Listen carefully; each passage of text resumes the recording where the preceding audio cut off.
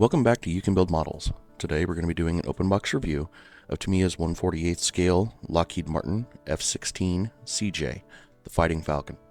As you can see, Tamiya did a fantastic job on the box art. The image is large, clearly illustrated, and absolutely awesome. It illustrates a pair of F-16s in flight, and the artist did a great job highlighting the aircraft and its ordnance clearly. We're also going to go over all the parts included in the box. I'm giving you a closer look at all the detailed parts and sprues, and at the end I'm going to give you my opinion of the kit overall. Also, please keep in mind that if you find this video helpful, please consider dropping a like and a comment down below, as it really does help out the channel. As you can see, the side of the box features a close-up image of the aircraft and its markings featured by the 52nd Fighter Wing, and shows examples of some of the available ordnance options and the drop tanks for additional fuel. The kit comes with several options for what types of ordnance you want to have the plane equipped with, and the box does a great job of showing the paint schemes for each type of ordnance's color as well. We'll review the sprues for these parts in detail as well coming up. So with that, let's get started and see what you will see when you open the box. Okay, as you can see, the box comes with several sprues. Each one will be wrapped in plastic for protection, but I've removed them for the purposes of this review. Each sprue is cast in clean gray plastic, and like normal, come cast on sprues with other parts. We're going to take a detailed look at each of these sprues. The instructions, which we'll look at later, are printed in black and white. I'll include several examples at the end of the video. There are 2 pages of waterslide decals, which we'll review in just a little bit. So let's get started taking a look at the detailed sprues that make up the kit. Okay, the first sprue we're going to take a look at is the one that features the upper body and canopy of the aircraft. As you can see, the parts are molded cleanly and there's no excess flash or faults. Tamiya did a fantastic job highlighting the details of these pieces, and you can clearly make out the rivet and panel lines on the exterior pieces.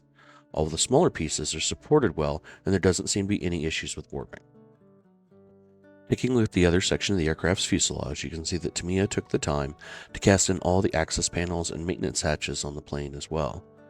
Next, we're going to take a look at some of the other smaller pieces on the sprue as well, such as the console for the pilot and the control panels. The pilot instrument panels look really good at this scale, and manage to avoid being cluttered even with all the small pieces and controls for the pilots. The remaining parts of the sprue appear to be some structural pieces, which are also cast very cleanly.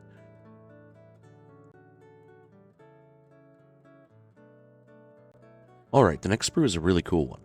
This piece is part of the wing and fuselage assembly. The part is really well cast and in a very unique shape that helps reduce plastic waste.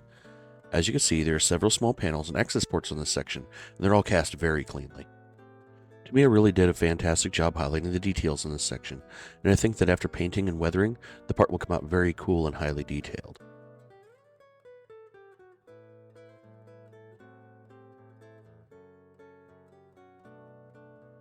The next sprue we're going to take a look at has some of the parts for the engine, intakes, and exhaust. These parts are all cast very cleanly and are highly detailed.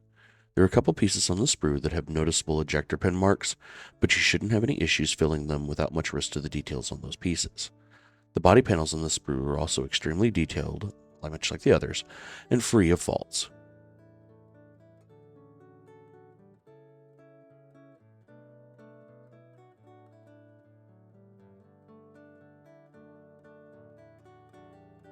As you can see, Tamiya did a little bit of slide molding here for the front air intake to ensure that it was cast as a single piece to avoid faults or seams.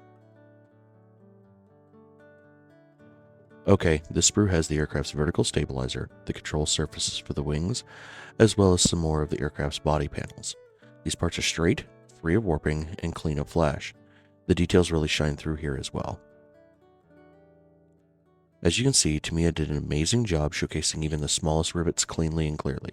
The areas that were cast with design holes and openings are also clear and sharp. As shown here, even the smaller pieces are cast clearly and have great straight edges, and connectors are clearly visible. The next sprue we're going to take a look at has the frontal nose cone, which is cast in 2 separate pieces that you'll have to fill in sand, but that shouldn't be too hard. This sprue also has the landing gear assemblies and some of the internal support structures. As you'll be able to see, even the internal supports are highly detailed and clean. Overall, I believe this kit's probably one of the most clean kits that I've ever seen.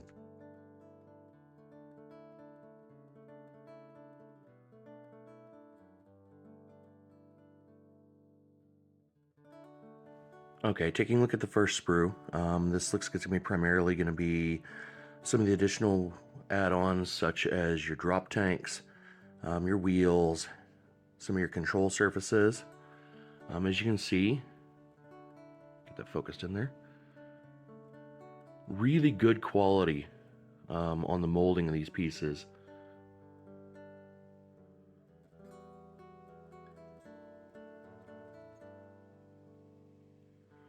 The details all the way down to on the drop tanks are really illustrated really well and cast really well. So we can get that to focus in there.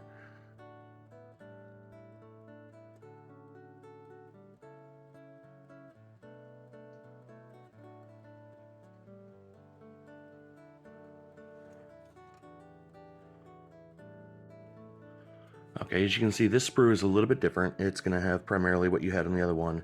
The biggest addition I want to make sure to highlight is you're going to have the detail on the pilot, which we'll get a closer look at here in just a moment, as well as the actual cockpit seating. Let's rotate this around and get a better look at, zoom in, look at the pilot. As you can see, there's quite a bit of detail on the uniform as well as the helmet. It's really cast really well. It's very clean.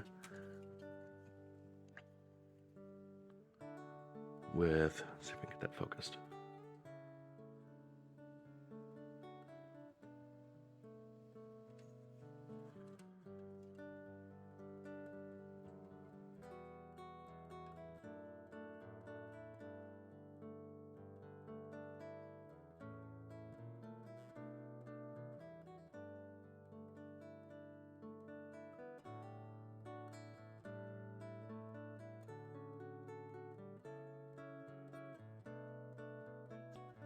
The next items we're going to take a look at are the options for the cockpit canopy provided by the kit. Taking a look at the first of the two, this option is cast in crystal clear plastic and is excellent quality. The plastic is very clear and doesn't appear to have any bubbles or inclusions. The canopies are cast in two sections, the larger main canopy and the smaller rear section. The second option is cast in clear plastic that has been very slightly tinted gold. From my research, I have learned that the United States Air Force has an actual layer of gold on the canopies. I'm going to show a picture up in the top right-hand corner that will give you a real-world example of this. I think that it is fantastic that Tamiya provides you with both options within the kit so that you can choose between the options you want. Okay, looking at the last small clear part sprue, I'm not sure how well the camera's going to pick this up, but you got several small lights, gauges, stuff like that. Just absolutely beautifully detailed, even all the way to the smallest, tiniest parts. See if maybe I can get a little bit more focused on that.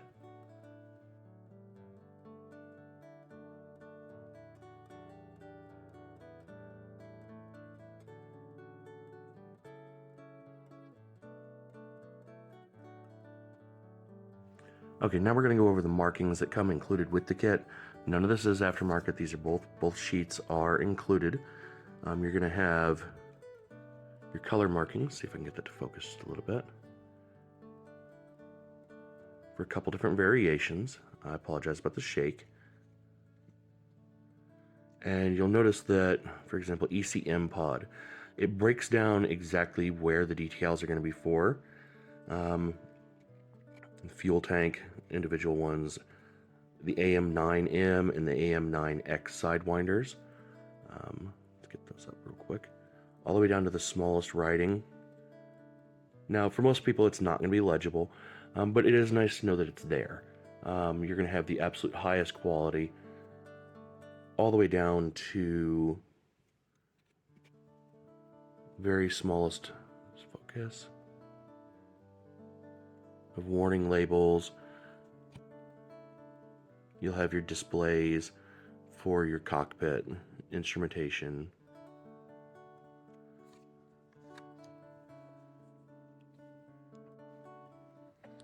There's also more of a subdued one.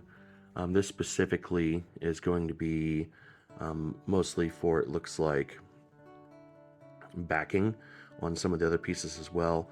Of course, U.S. military combat aircraft, to my knowledge, are primarily going to be in your grays and multiple variations of gray as well. You are going to have Colonel Dave Fingers Goldfein and Staff Sergeant Clint Sickle.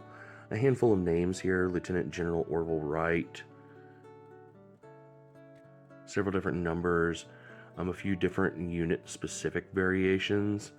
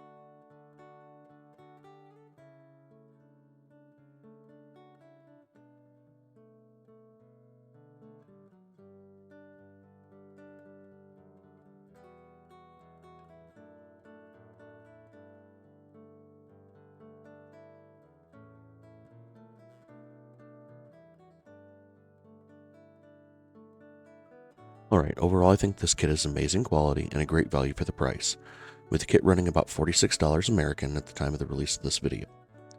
There are a few minor issues within the kit, but overall I think the kit is amazing. This should be a great project for an experienced model builder, but maybe a little bit hard for beginners. I'd like to thank you if you made it this far into the video, and I always want to remind you, remember, you can build models.